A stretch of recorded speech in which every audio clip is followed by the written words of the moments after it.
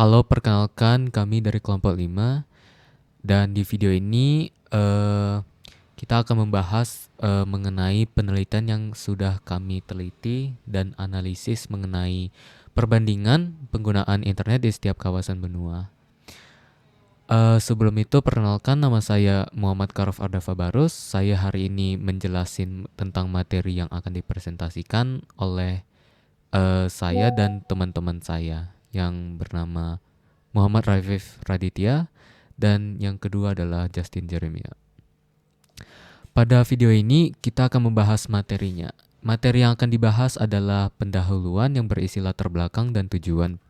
Yang kedua adalah pengelolaan data yang berisi tentang histogram dan boxplot. Yang ketiga adalah kesimpulan secara keseluruhan. Oleh karena itu, mari kita langsung menuju ke pendahuluan. Yang pertama adalah pendahuluan yang berisi dengan latar belakang.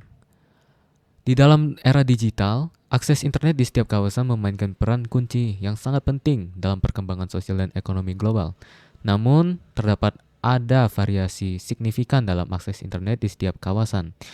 Penelitian ini bertujuan membandingkan dan menganalisis perbedaan akses internet, termaksud faktor-faktor yang mempengaruhi kesenjangan digital di setiap kawasan.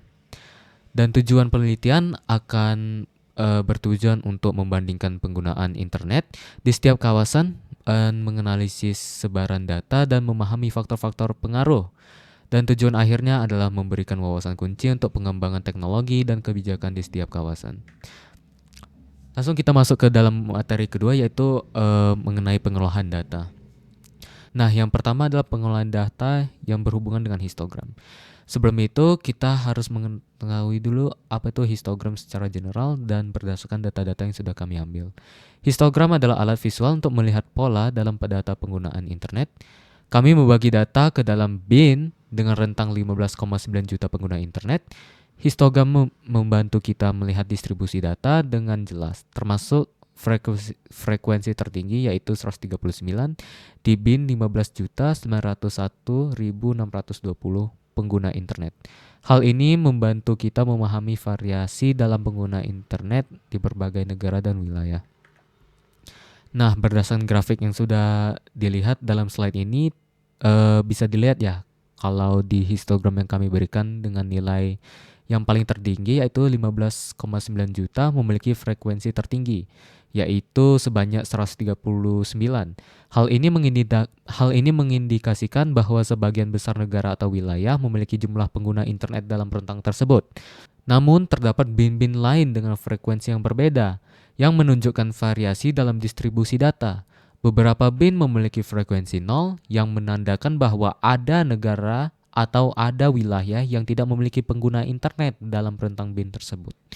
Hal ini mencerminkan perbedaan yang signifikan dalam jumlah pengguna internet di berbagai negara dan wilayah, dengan beberapa memiliki jumlah yang sangat tinggi, sementara yang lain memiliki jumlah yang lebih rendah.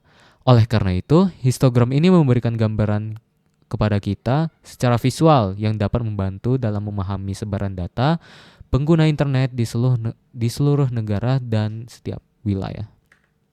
Yang kedua, kita masuk dengan pengolahan data yang mengenai dengan boxplot. Sebelum itu, kita artikan boxplot secara general dan berdasarkan data yang sudah kita ambil.